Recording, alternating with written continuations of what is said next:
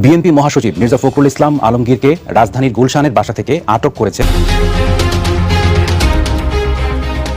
এদিকে সন্ধ্যার পরেই গণধুলাই দিল জামাতের আমিরকে, আর শেষ রক্ষা হলো না জামাতকে রাজাকার বলে ঘোষণা দিল বিএনপি। আওয়ামী লীগের করা মামলায় আবারও গ্রেপ্তার হতে পারে জামাতের আমির।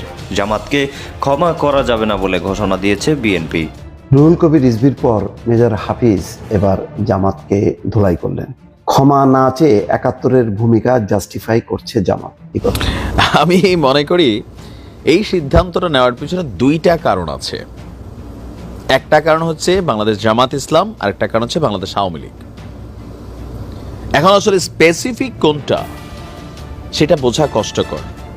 আমি আওয়ামী লীগেরটা পরে আসছি, জামাত আর একটা ভুল করলেন কিনা সঠিক করলেন আমি জানি না। মাওলানা দেলোয়ার হোসেন সাইদি, আওয়ামী লীগ, বিএনপি, জামাত বিষয়গুলো এরকম ছিল না। যারা জামাতের সাইদিকে পছন্দ করেন আমি মনে করি আপনারা রিয়েল ফলোয়ার না। আসসালামু আলাইকুম রহমতুল্লাহ, সবাই কেমন আছেন? আশা করি সবাই অনেক অনেক ভালো এবং সুস্থ আছেন। সবাইকে স্বাগতম জানাচ্ছি আমাদের আরেকটি নতুন ভিডিওতে। প্রতিদিনের মতো আমি আপনাদের সিরিয়াত ফারুকি। দর্শক, আজকের ভিডিও টাইটেল এবং থাম্বনেল দেখে ইতিমধ্যে বুঝতে পেরেছেন কি বিষয়টা নিয়ে কথা বলবো। ভিডিওর শুরুতে আপনারা বেশ কিছু অংশ বিশেষ দেখেছেন, যেখানে বুঝতে পেরেছেন বর্তমানে দেশের যে চলমান পরিস্থিতি, দেশের যে বর্তমান অবস্থান, সেটা নিয়ে আমরা কিছু অংশ দেখে বুঝতে পেরেছেন আজকের ভিডিওটি কতটুকু গুরুত্বপূর্ণ হতে চলেছে। তাই সবাইকে আমি অনুরোধ করব দেশের বর্তমান পরিস্থিতি জানতে বা দেশের বর্তমান অবস্থা কি সেটা সম্পর্কে জানতে অবশ্যই আজকের ভিডিওটি আপনাদের জন্য অনেক অনেক গুরুত্বপূর্ণ। তাই সবাইকে অনুরোধ করব ভিডিওটি সবাই আশা করে ধৈর্য সহকারে শেষ পর্যন্ত দেখবে। দর্শক, আর বেশি কথা বলছি না, আমরা একটা ভিডিও প্রচারের মাধ্যমে একটু বিস্তারিত দেখে আসবো। তার আগে আপনাকে ছোট্ট একটি অনুরোধ জানিয়ে রাখতেছে, যারা আমাদের ফারুকি অনলাইন ইউটিউব চ্যানেলটিতে এখনো নতুন আছেন প্লিজ দয়া করে আমাদের চ্যানেল সাবস্ক্রাইব করে সাথে থাকবেন। যারা ইতিমধ্যে সাবস্ক্রাইব করেছেন তাদেরকে অসংখ্য ধন্যবাদ। যারা সাবস্ক্রাইব করেনি তাদের উদ্দেশ্যে একটি কথা বলবো, আমাদের চ্যানেলের সাথে থাকুন, দেখতে ভালো লাগবে, ভালোবাসা একদিন হয়ে যাবে ইনশাআল্লাহ। আর বেশি কথা বলছি না, আমরা একটু ভিডিও প্রচারের মাধ্যমে একটু বিস্তারিত দেখি। ক্ষমা না চেয়ে ৭১-এর ভূমিকা জাস্টিফাই করছে জামাত, এই কথা তিনি আজকে বলেছেন। হঠাৎ কেন এই জামাতের ব্যাপারে মুখ খুলছে বিএনপি বোঝা যাচ্ছে না। ভেতরে ভেতরে হয়তো অনেক তোলপাড় চলছে, অনেক মেরুকরণ চলছে রাজনীতিতে। আগে মনে করা হচ্ছিল যে আওয়ামী লীগ সিনে নাই, বাকি যারা সবাই তো 15 বছর ধরে আওয়ামী লীগের বিরুদ্ধে লড়াই করেছে, সুতরাং তারা ঐক্যবদ্ধ থাকবে। আজকে মির্জা ফখরুল ইসলাম আলমগীরও কিন্তু এই উদ্বেগ জানিয়েছেন যে কেন এই বিভক্তি, এবং এই বিভক্তি যে সর্বনাশ ডেকে আনবে সেই শঙ্কাও তিনি প্রকাশ করেছেন। কিন্তু জামাতের ব্যাপারে কিন্তু আস্তে আস্তে রিজার্ভেশন ডেভেলপ করছে বিএনপির মধ্যে, এবং বিএনপির নেতারা বয়সচন্দ্র রায় বলেছেন, রুহুল কবির রিজভী বলেছেন, সর্বশেষ আজকে বলেন মেজর হাফিজ। দর্শক কি বলেছেন আমরা একটু দেখি। তিনি বলছেন যে আমরা ভেবেছিলাম এখন একটা সুযোগ এসেছে, এই সুযোগে তারা, অর্থাৎ তারা মানে জামাত ইসলামী, ৭১-এর ভূমিকা নিয়ে জনগণের কাছে ক্ষমা প্রার্থনা করবে। সেটি না করে তারা ৭১-এ তাদের ভূমিকাকে জাস্টিফাই করছে এবং দেশপ্রেমিক হিসেবে আবির্ভূত হয়েছে। আসলে এটার একটা রাজনৈতিক প্রেক্ষাপট আছে। সরকার পতনের পর, শেখ হাসিনা পতনের পর দেশের বিভিন্ন জায়গায় যে চাঁদাবাজি, তারপর আবার পুনর্দখল, দখল, এই ঘটনাগুলোর মধ্যে বিএনপির তৃণমূল পর্যায়ে অনেকে জড়িয়ে গেছে। সেখানে জামাতও বারবার ইঙ্গিত করছে যে এইগুলির সাথে বিএনপি যুক্ত, আর বিএনপি বলার চেষ্টা করছে যে না, এটা বিএনপির নাম ধরে দুর্বৃত্তরা এই কাজগুলো করছে এবং বিএনপি কঠিনভাবে অ্যাকশন নিচ্ছে, এবং তারা বলছে যে শুধু সাংগঠনিক ব্যবস্থা না, তাদের বিরুদ্ধে যাতে আইন শৃঙ্খলা বাহিনী ব্যবস্থা নেয়। কিন্তু আসলে আইন শৃঙ্খলা বাহিনী যতই বলা হোক না কেন, তারা কি ব্যবস্থা নেওয়ার মতন সেই সক্ষমতা আছে? নেই। তারা তো আগে এক লুটেরা গোষ্ঠীর সঙ্গে ছিল, সেখান থেকে তারা সুবিধা নিয়েছে। এখন তারা মনে করছে যে হয়তো ক্ষমতায় আসবে বিএনপি, সুতরাং তারা তাদের সাথে যোগ সাজসে এই কাজগুলো করছে। এখন এটা সত্য যে বিএনপির হাইকমান্ড কোনোভাবেই এইটা অনুমোদন দিচ্ছে না, বা তারা চাচ্ছে না। না চাইলেও পরিস্থিতিটা এমন যে এত বেপরোয়া মনোভঙ্গি, এবং সেই ক্ষেত্রে বিএনপির আশ্রয় নিয়ে ঘটনাগুলো ঘটছে, এটা সত্য। আর এটাকে রাজনীতিকরণ বা প্রচার করা, এই কাজগুলো করছে জামাত, এবং তারা বলছে যে আমরা সৎ, আমরা এই সমস্ত দখলবাজি ও মুক্তমুখী এগুলির মধ্যে নেই।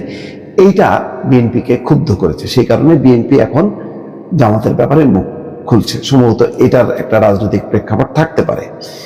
বৃহস্পতিবার জাতীয় প্রেস ক্লাব মিলনায়তনে বাংলাদেশ জাতীয়তাবাদী মুক্তিযোদ্ধা দলের একটি অনুষ্ঠানে তিনি এই কথা বলছেন। মেজর হাফিজ বলছেন যে আজকে গণঅভ্যুত্থানকে স্বাধীনতার উপরে স্থান দেওয়ার প্রচেষ্টা করছে একটি মহল। এটা কিন্তু ওই বৈষম্য বিরোধীদেরকে আবার তিনি নক করছেন বা খোঁচা দিচ্ছেন। স্বাধীনতা সংগ্রামের সঙ্গে কোনো কিছুরই তুলনা করতে পারি না আমরা। সবার উপরে ৭১-এর মুক্তিযুদ্ধ চিরকাল এভাবেই থাকবে। আমরা কাউকে মুক্তিযুদ্ধকে কলঙ্কিত করতে দেব না। মুক্তিযুদ্ধ বিভক্ত হবে এটা আমরা আশাও করি না। বিএনপির স্থায়ী কমিটির সদস্য বলছেন, কিছুদিন আগে একটি বক্তব্যের প্রতি আমার দৃষ্টি আকর্ষণ হয়েছে। জামাত ইসলামীর পক্ষ থেকে বলা হয়েছে এই দেশে দেশপ্রেমিক শুধু সামরিক বাহিনী আর জামাত ইসলামী। এটাও বিএনপিকে ক্ষুব্ধ করেছে এই বক্তব্যের কারণে। এটা সত্য। এই বক্তব্যে আমরা আহত হয়েছি। বাংলাদেশ সেনাবাহিনী মুক্তিযুদ্ধে অংশ নিয়েছে। তারা মুক্তিযুদ্ধের মাধ্যমে গড়ে ওঠা একটি বাহিনী, জনগণের বাহিনী হয়ে মুক্তিযুদ্ধে অংশগ্রহণ করে দেশকে স্বাধীন করেছে। এই বাহিনী গড়ে তুলেছেন মেজর জিয়াউর রহমানের নেতৃত্বে তৎকালীন ইস্ট বেঙ্গল রেজিমেন্ট এবং ইপিআর এর সৈনিক অফিসাররা। বাংলাদেশ সেনাবাহিনীর কারো সার্টিফিকেট দেওয়ার দরকার নেই বাংলাদেশ সেনাবাহিনীকে। তারা দেশপ্রেমিক নাকি দেশপ্রেমিক না, তাদের ৭১-এর ভূমিকা, বর্তমান ভূমিকা, প্রত্যেকটি ভূমিকা সাক্ষ্য দেয় তারা সবসময় জনগণের পাশে ছিল, ভবিষ্যতেও থাকবে। তিনি বলছেন, আমরা তাদের অর্থাৎ জামাতকে এতদিন মিত্র হিসেবে গণ্য করে এসেছি। তাদের উপর যখন অত্যাচার, নির্যাতন, ফ্যাসিবাদী বাহিনী, আমরা সহমর্মিতা জানিয়েছি তাদের প্রতি। তাদের দলকে যখন বিলুপ্ত করে দেওয়া হয়েছে, ধানের শীষ দিয়ে তাদের নির্বাচনে অংশগ্রহণের সুযোগ করে দিয়েছি। ২০১৮ সালের কথায় হয়তো বলার চেষ্টা করছেন। ২২টা আসন দেওয়া হয়েছিল ধানের শীষ প্রতীক নিয়ে। জামাত নির্বাচন করেছিল, ইনক্লুডিং এখনকার আমির ডাক্তার শফিকুর রহমান। বেগম খালেদা জিয়া তাদের মন্ত্রিসভায় স্থান দিয়েছেন। আমরা অনেকে সেটা পছন্দ করিনি, কিন্তু দলের শৃঙ্খলার স্বার্থে মেনে নিয়েছি। তার বিনিময়ে কি তাদের এই উক্তি করা সঠিক হয়েছে? আমরা এই ধরনের উক্তি তাদের কাছ থেকে আশা করি না।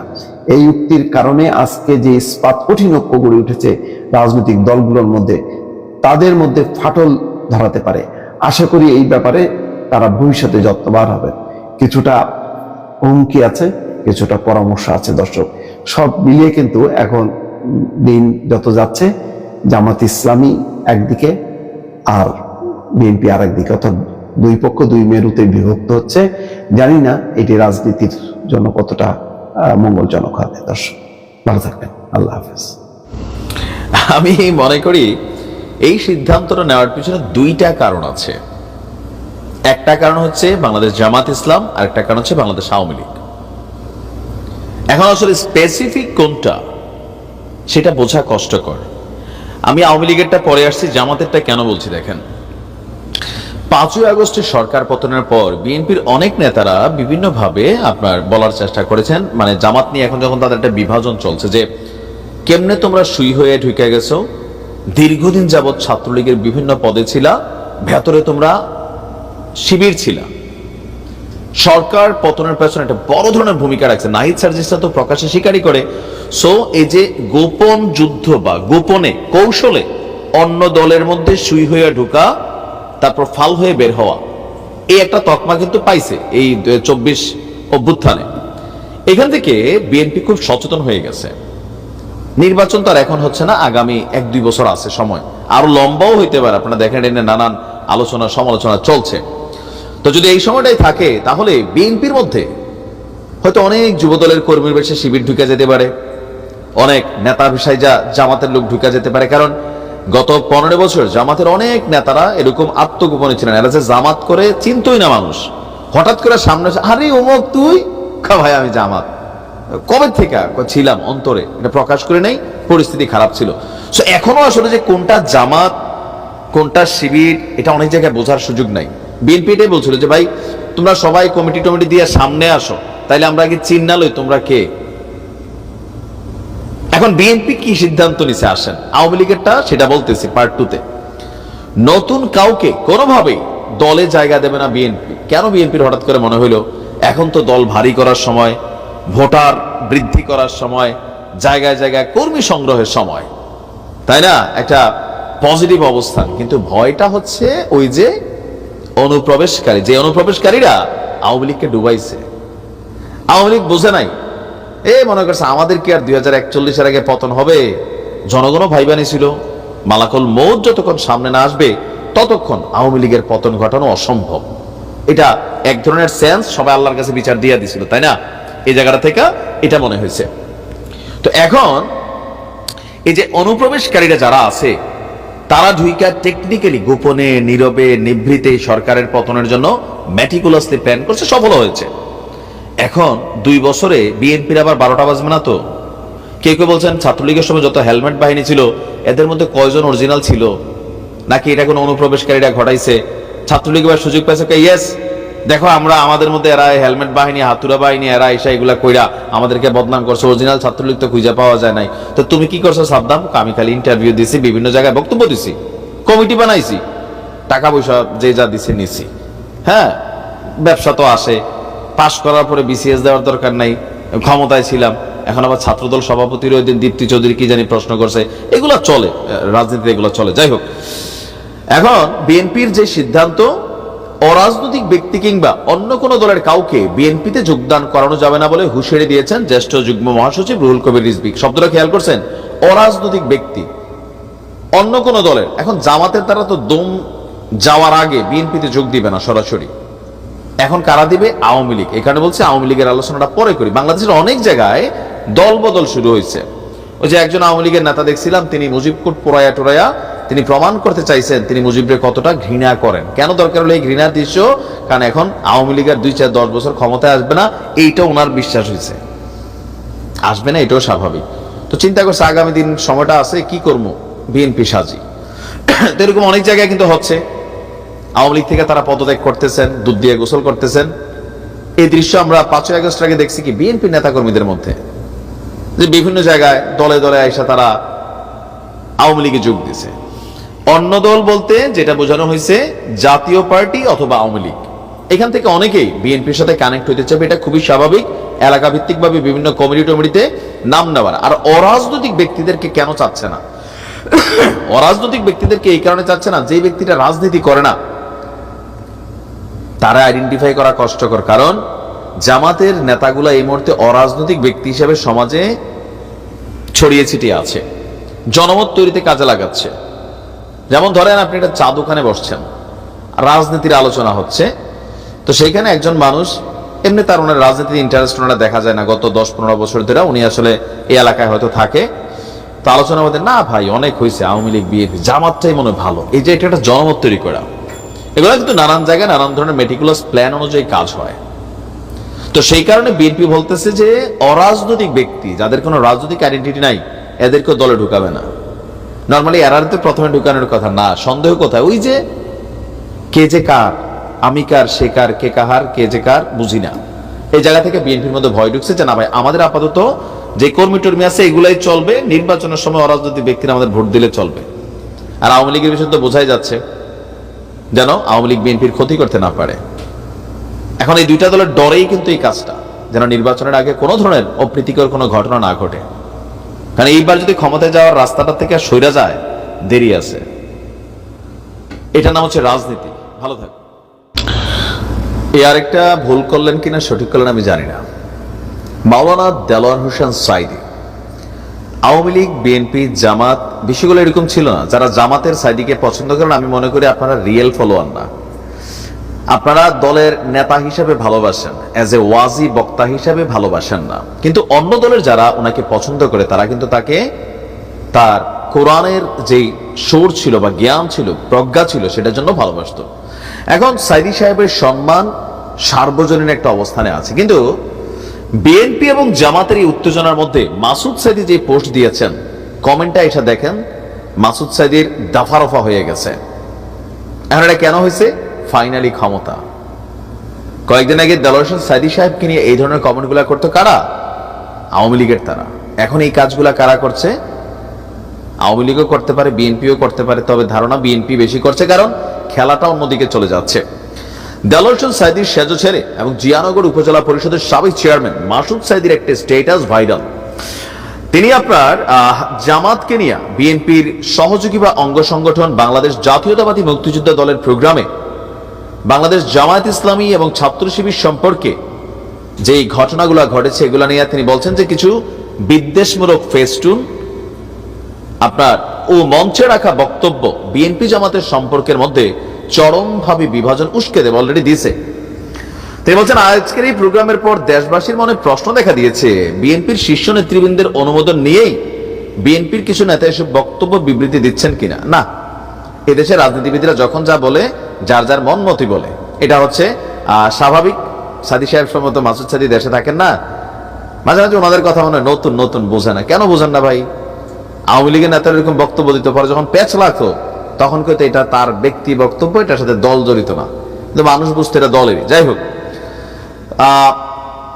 কথাগুলো লিখবো না ভাবছিলাম, তবুও লিখছি। কেন লিখলেন ভাই? আচ্ছা, বলতেছে কোন রাজনৈতিক বা অসৎ উদ্দেশ্যে লিখছি না, লিখছি মনের তাগিদে, বিবেকের তাড়নায়। কিন্তু কমেন্টে বলছে আপনি জামাতের লোক হিসাবে লেখছেন। এখন এই বিষয়গুলোতে মানুষের কাছে একটা সময় ছিল, কিন্তু মানুষ এখন বোঝে। যাই হোক, তো তিনি কি লিখছেন? মুক্তিযুদ্ধের চেতনা, পরিচিত না শব্দটা? আওয়ামী লীগের সময় শব্দটা ব্যবহৃত হতো, চেতনা, মুক্তিযুদ্ধের চেতনা। মুক্তিযুদ্ধের চেতনা নামক যে ব্যবসা বিএনপি করতে যাচ্ছে, আমরা মাসুদ সাইদিকে বলতে চাই, ভাই ব্যবসা করতে যাচ্ছে আপনি কেমনে বুঝছেন? না, আমি কিন্তু সার্বজনীন কথাগুলি বুঝছেন। আপনি কোন রাজনৈতিক উদ্দেশ্যে লিখতেছেন, এই লেখাগুলোই রাজনৈতিক উদ্দেশ্য। যাই হোক, এখন কথা কি সত্য? হঠাৎ করে বিএনপির মধ্যে মুক্তিযুদ্ধের ইয়াটা কই থেকে আসছে? কেউ কেউ বলতেছে জামাতকে কাউন্টার করার জন্য 1971 সালের ইস্যুগুলা নিয়ে জামাতকে রিসেন্টলি কাউন্টার করার মতন এরকম বড় ঘটনা নাই। যাইতে হবে কোথায়? 1971-এ। জামাতের হাতে অনেক অপশন আছে, একদল গেছে আরেক দল খাবে, বড় বড় বক্তা আছে। তারপর হচ্ছে ঘটনা ঘটতেছে সারা বাংলাদেশে, বাট জামাত এখন কোনো ঘটনা ঘটাইতেছে না। সো বিএনপির হাতে জামাতকে কাউন্টার করার জন্য আরেকটা অপশন যেটা নতুন যোগ হয়েছে, যে 5ই আগস্টের ঘটনায় কিভাবে ছাত্র শিবির গোপনে গোপনে আওয়ামী লীগের ভিতরে ভিড়ে গেছে, এদের কলিজা ছিল না। কে বলছে? ছাত্র দলের বড় নেতারা, কেন্দ্রীয় নেতারা। যে বিএনপি কি রাজপথে মাইর খাই নাই? আমরা কি রাজপথে কৌশল করছি? আমরা আওয়ামী লীগ সাচ্ছি? যতগুলা বের হয়েছে সবগুলো তো জামাতের, শিবিরের। এরা বড় কঠিন জিনিস। এটা একটা অপশন ইদানিং আলোচনায়। তো এটাতে কার ফায়দা হচ্ছে? আওয়ামী লীগের ফায়দা হচ্ছে। কারণ শেখ হাসিনা বলতেছিল যে ভাই এরা সাধারণ ছাত্র না, এরা রাজনৈতিক একটা মুভমেন্ট করতেছে সরকার পতনের। এটা শেখ হাসিনা বারবার বলতেছিল, আর জনগণ বলতেছিল তুমি ডাইনি দাঁড়াও, হ্যাঁ খালি যা হয় খালি জামাত জামাত করো। মানুষের মধ্যে এই জিনিসগুলো কিন্তু ক্রিয়েট হয়েছিল, তাই না? এটা হচ্ছে বাস্তবতা। আচ্ছা, তো এখন মুক্তিযুদ্ধের চেতনা নিয়ে বিএনপি ব্যবসা করতে যাচ্ছে। এখন এই ব্যবসাটা অলাভজনক ব্যবসা, এবং এতে চেতনা ব্যবসায়ীর দল ও দেশের ক্ষতি হয়, তা তো এখন আর কাউকে চোখে আঙ্গুল দিয়ে দেখিয়ে দেওয়ার প্রয়োজন আছে বলে মনে হয় না। এই একটা ব্যবসার কিছুটা অংশ আমাদের সমন্বয়করাও করতেছে। সাইদি ভাই, মাসুদ সাইদি ভাই, আপনি এটা কিন্তু লিখেন নাই, লেখা দরকার ছিল। কয়েকজন সমন্বয়ক প্রকৃতপক্ষে খাটতেছে, আবার কিছু আছে কথায় কথায় যে অতিরিক্ত আহতরা যারা আছে এরা তো চিকিৎসা পাচ্ছেন, এরা বলতেছে চোখের সামনে মূলা ঝুলাই রাখছে, 1 সপ্তাহের মধ্যে মাঠে রাখবে। সার্জিস বলতেছে তুই দায়িত্ব নে, আমরা যদি না পারি। এরকম আলোচনা কিন্তু হচ্ছে। এখন আপনি যদি অরাজনৈতিক উদ্দেশ্যে বলে থাকেন, তাহলে এটা জামাতের মানুষ নিশ্চয় আমার গালাগালি শুরু করেছে যে ভাই আপনি ইদানিং এত বিশ্লেষণ করেন কেন। দেখেন, আমি যেটা সঠিক সেটা বলতে হবে যতটুকু পারি। অনেকে বলেন বিএনপি নিয়ে বলেন না, আপনি আমার কতগুলো ভিডিও আছে, ভিডিওর ভিতরে নিউজ শুনবেন, প্রথম দিক দিয়ে দেখে দৌড় দিবেন না। আমি তো এই ভিডিওর মধ্যে কতগুলো বলছি, বিভিন্ন জায়গায় লুটপাট চাঁদাবাজি অ্যাক্টিভিটিজে জড়িত হয়ে গেছে। তবে দলীয় হাইকমান্ড কিন্তু এগুলোকে ব্যালেন্স করার ট্রাই করছে, বহিষ্কার করছে, মামলা দিচ্ছে, কিন্তু অনেক দিনের ক্ষুধারে ভাই। আচ্ছা, তো এখন সর্বশেষ পর্যায়ে কি আসছে? তিনি লিখলেন যে আপনার চেতনার এই ব্যবসা করে আওয়ামী লীগ তার পুঁজি ঠিক রাখতে পারে নাই, আর নব্য যারা এই ব্যবসার চেষ্টা করছেন তারা তো তাদের আমসালা সবই শেষ করবেন। খাসিরাত দুনিয়া ওয়াল আখিরা। বিএনপির শীর্ষ নেতৃবৃন্দের কাছে জিজ্ঞাসা, আওয়ামী লীগ যা করে নিজে এবং দেশটাকে ধ্বংস করছে, সেই সব কাজ বিএনপির মতন জনপ্রিয় একটি দলের করাটা কতটা যুক্তিযোগ্য, গ্রহণযোগ্য? এখন মুক্তিযুদ্ধ নিয়ে কথা বললে জামাতের অনেক নেতাদের কাছে মনে হইতে পারে চেতনা মুক্তিযুদ্ধের, কারণ মুক্তিযুদ্ধ তো তারা করছে। 1971-এ তো জামাত রাজাকারের ভূমিকা পালন করছে, এটা তো অস্বীকার করার কোনো সুযোগ নাই। তাই স্বাভাবিকভাবে তাদের হাতে পুঁজি শিকড় কোনটা? এই যে সমন্বয়কদের হাতে পুঁজি শিকড় 20 বছর পরে বলবে সেই জুলাই আগস্টের বিপ্লব, তারা প্রোক্লেমেশন চাচ্ছে। ওয়াই? বহু ছাত্রদের জন্য হাসপাতাল ফ্রি করে দেওয়া হয়েছে, চাকরি দেওয়া হচ্ছে, টাকা দেওয়া হচ্ছে। ওয়াই? এটি তো চেতনা। এটারই ছাত্ররা এখন উজ্জীবিত রাখার ট্রাই করতেছে। ভুলে যায় না গত 5 মাস আগে কি হয়েছে, আপনারা ভুলে যাচ্ছেন, ভুলাই দেওয়ার চেষ্টা করা হচ্ছে। সো 1971 সালে বিএনপি মুক্তিযুদ্ধ করছে, তো সেই ক্ষেত্রে তারা ওইটার ইউজ করবে, এটাই স্বাভাবিক। আওয়ামী লীগও এটাই করছে। শেখ হাসিনা গিয়ে বলছে আমার বাপ দেশ স্বাধীন করছে, সো আমি মালিক। বিএনপি বলতেছে কি 71 আমরা লড়াই করছি, তোমরা কারা, তোমাদের সম্পর্কে জানা আছে আমাদের, তোমাদের আইডিয়া চিনা আছে। এই বক্তব্যগুলো কিন্তু পাল্টাপাল্টি। দেখেন, আপনি সমালোচনা করলে সবারগুলা বলতে হবে, ভুলগুলা ধরাই দিতে হবে। আচ্ছা, তারপর তিনি বলছেন যে দেশের মানুষ তো এক কথাই বলছে 71-এর চেতনা দিয়ে বিরোধী মতকে দমন করা, জামাত শিবিরকে ধর্ম ব্যবসায়ী রক্কাটা বলে ট্যাগ দেওয়া, 72-এর সংবিধানে আস্থা রাখা, এসবের জন্যই তো আওয়ামী লীগই ছিল, নতুন করে বিএনপি কার কি দরকার? কারণ এগুলোর অনেক কিছুতে বিএনপির ব্যক্তি স্বার্থ আছে। 72-এর সংবিধান বিএনপিকে রাখতে হবে নিজেদের প্রয়োজনে, আওয়ামী লীগের জন্য না। আওয়ামী লীগের প্রতি ভালোবাসা নিয়ে তাহলে তো জয় ফারুক সাহেব গতকালকে বলছিলেন আওয়ামী লীগকে কে ক্ষমা করে দিছে? জামাত, আমরা করি নাই, ক্ষমা করার সুযোগ নাই। মানে এখন দেখেন আওয়ামী লীগ কখনো জামাতের পাল্লায় উঠে যাচ্ছে, কখনো বিএনপির পাল্লায়। লীগের পথে কোনো কল্যাণ নেই, বরং লীগের পথ যারাই ধরবে তাদেরকেও দেশের মানুষ বর্জন করবে, এটা প্রমাণিত। দেন নির্বাচন হইতে দেন, দেখা যাক কি রেজাল্ট আসে। এসব চলতে থাকলে দুই দলের মধ্যে মারাত্মক সম্পর্ক খারাপ হবে, যেটা বাস্তব। যুদ্ধাঙ্গদেহী একটা অবস্থা সৃষ্টি হবে, কমেন্টে শুরু হয়ে গেছে, যা মোটেই কাম্য নয়। আমিও মনে করি মোটেই কাম্য নয়। এখন দরকার হচ্ছে একটা ঐক্য। এই ঐক্য তিনি বলছেন 1 থেকে 2024 23 বছর একটিবারের জন্য বিএনপির নেতৃবৃন্দের কাছে শিবিরকে রক্ষাটার দল বলে মনে হয় নাই। কারণ এতদিন ক্ষমতায় যাওয়ার হিসাবটা ছিল আলাদা, তখন পার্টনার দরকার ছিল, এখন তাদের পার্টনার দরকার নাই। সেই জন্য তারা এখন অনেক কিছুই দেখবে। যখন বন্ধু থাকে, বন্ধু হলে 7 খুন মাফ, এটা তো এই প্রাচীন বাংলার একটা ঐতিহ্য। একটাই কথা আছে বাংলাতে, বন্ধু বন্ধু আমার, গান আছে, আপনি দেখেন এই ইতিহাসে অনেক কিছু আছে, অনেক সমৃদ্ধ। তো সেক্ষেত্রে বন্ধু হলে অনেক দোষ দেখা যায় না। যখন বন্ধুত্বের খাতা থেকে কাটা পড়ে তখন কিন্তু একটা পশমও দেখা যায়। মোট কথা আমিও মনে করি বিএনপি এবং জামাতের মধ্যে যে খেলাটা শুরু হয়েছে এটা কিন্তু খারাপ পরিণতি আনবে, খুবই খারাপ একটা পরিণতি আনবে। ঐক্য দরকার, সংযত হওয়া দরকার। দুই দলের নেতারাই এই মুহূর্তে এই কাটাকাটি চললে আপনারা নিজেরাই ক্ষতিগ্রস্ত হবেন। বিভাজন হয়ে যাবে, মনে মনে ঈর্ষা তৈরি হবে, গোস্বা তৈরি হবে। সো ঐক্য করেন। প্রিয় দর্শক, এই বিষয়টি আপনার মতামত জানাবেন কমেন্ট সেকশনে। আর আমাদের চ্যানেলটিতে এখন নতুন থাকলে অবশ্যই চ্যানেলটি সাবস্ক্রাইব করে সাথে থাকবেন। আর কে কোথা থেকে আজকের ভিডিওটি দেখেছেন অবশ্যই দ্রুত কমেন্টে জানিয়ে ফেলুন। ধন্যবাদ সবাইকে। আল্লাহ।